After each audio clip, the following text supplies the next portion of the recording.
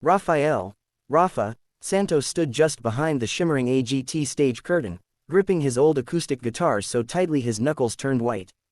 The backstage noise buzzed around him, crew members calling out cues, other contestants rehearsing lines, the muffled roar of thousands of people waiting just beyond the stage. But all Rafa could hear was the rapid thumping of his own heartbeat. He had dreamed of this moment for years. Growing up in a tiny barangay in Cebu, he used to sit on the rooftop at night, listening to Elvis songs on a cracked secondhand speaker while imagining an audience cheering for him.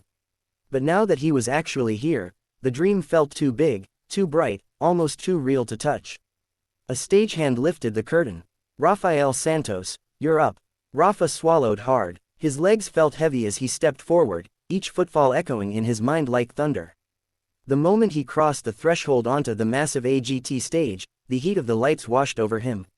A wave of gasps and murmurs rose from the audience as they saw the shy young man in his simple black shirt and worn sneakers. Hello, Heidi greeted cheerfully. What's your name, sweetheart? Rafa leaned into the microphone, his voice barely above a whisper.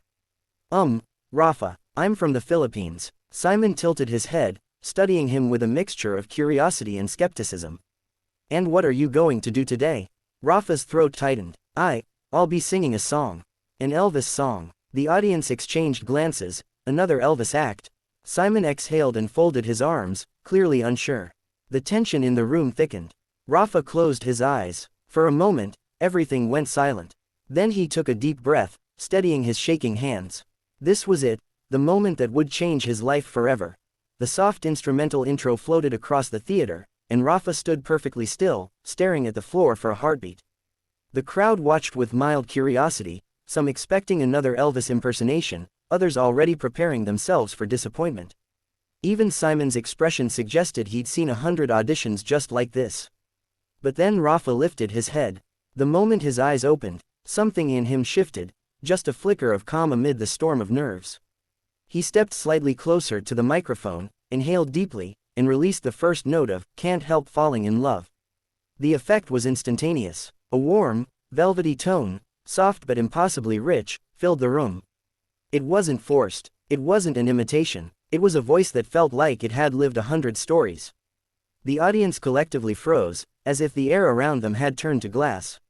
Simon's eyes snapped open, his brows shot upward, and he slowly leaned in, elbows resting on the table.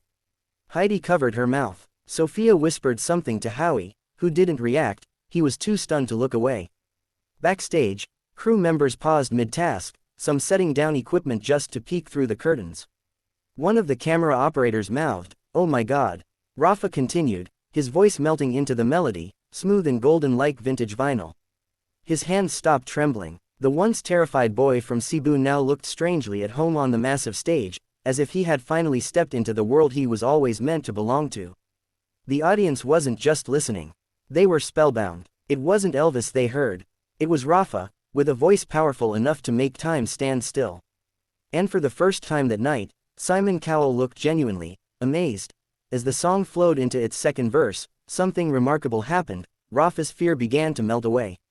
The trembling in his hands eased, his shoulders relaxed, and the stiffness in his posture softened.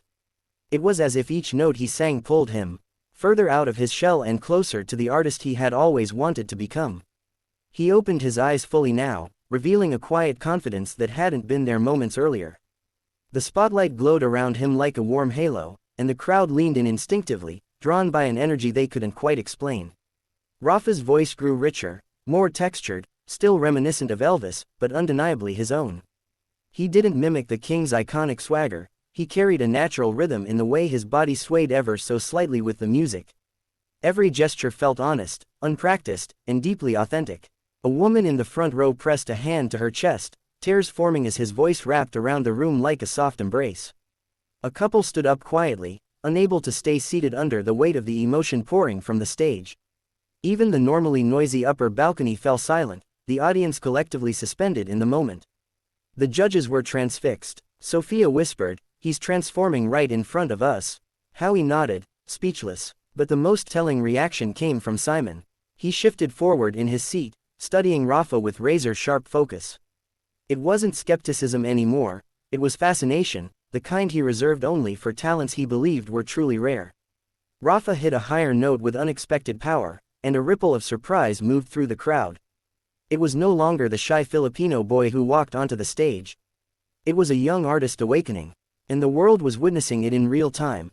As the song approached its final chorus, the entire theater seemed to hold its breath. Rafa stood centered in the spotlight, his guitar hanging loosely at his side now. He didn't need it. His voice alone had taken command of the room. He closed his eyes once more, not out of fear this time, but focus. Then he launched into the final line, letting the note rise with a strength no one expected from someone so shy, so young, so unassuming. The note stretched higher, richer, fuller. People in the crowd leaned forward, some gripping their seats, others covering their mouths in disbelief. A few even reached out as if trying to grab the sound drifting from the stage. Simon stared, frozen. It was rare for him to be speechless, rarer still to be emotionally moved. But something about the purity of Rafa's voice, the sincerity, the rawness, hit him unexpectedly hard. Rafa held the final note longer than the original recording, steady, unwavering, almost impossibly controlled. And then, with a gentle vibrato, he let it fade. The theater fell into a moment of complete stillness. No one moved, no one breathed. Then, boom, the entire auditorium exploded into applause so loud the floor seemed to shake. People jumped to their feet. Cheers, whistles, and screams filled the room. Some audience members cried openly, wiping their faces between claps. A group at the back shouted, "Golden buzzer! Hit the buzzer!" Heidi stood first, hands raised in total disbelief. Sophia clapped above her head, grinning ear to ear. Howie mouthed, "Incredible." But the most shocking reaction wasn't from the audience. It was Simon. He sat back, blinking slowly, staring at Rafa like he had just witnessed something once in a generation. And even before he spoke, everyone felt it. Something extraordinary had just happened. For a long moment after the applause, Simon didn't move.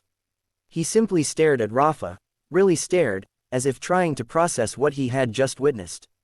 The audience waited, buzzing with excitement, some chanting, "Golden buzzer! Golden buzzer!" As gold confetti cannons prepared silently above the stage. Rafa, breathing hard but smiling shyly, looked at the judges with wide, uncertain eyes. He had no idea what was coming.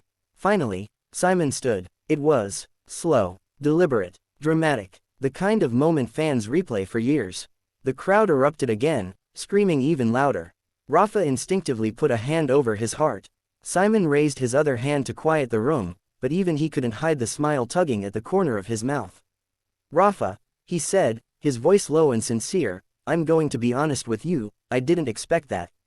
Not even close." Rafa swallowed, eyes already filling with tears. Simon continued, "I've heard a lot of people try to sing Elvis. Some imitate him, some copy him, but you," he paused, pointing at Rafa. "You honored him, you channeled him, and you made the song your own. That is extremely rare." The audience roared in agreement. Then Simon stepped forward and pressed his palm flat on the golden buzzer. Wham! A blinding burst of gold exploded from above, showering Rafa in a sparkling storm. He fell to his knees, overwhelmed, covering his face as tears finally spilled over. The judges rushed onto the stage. Heidi hugged him first, followed by Sophia and Howie. Simon approached last, placing a hand gently on Rafa's shoulder. "You're not just a singer," he said softly. "You're a star." Rafa looked up through the rain of gold, realizing his entire life had just changed in a single, unbelievable moment.